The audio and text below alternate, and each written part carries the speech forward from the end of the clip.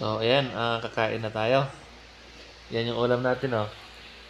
Meron tayong sardinas saka yung tipaklong. Oh, di ba? Tara, kain tayo.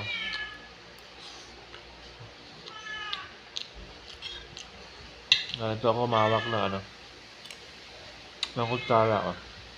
Nilalagay ko lang dyan, oh. Iniipit ko. Kain tayo.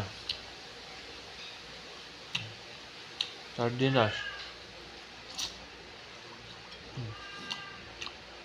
Tapos, tipaklong. Ulam natin.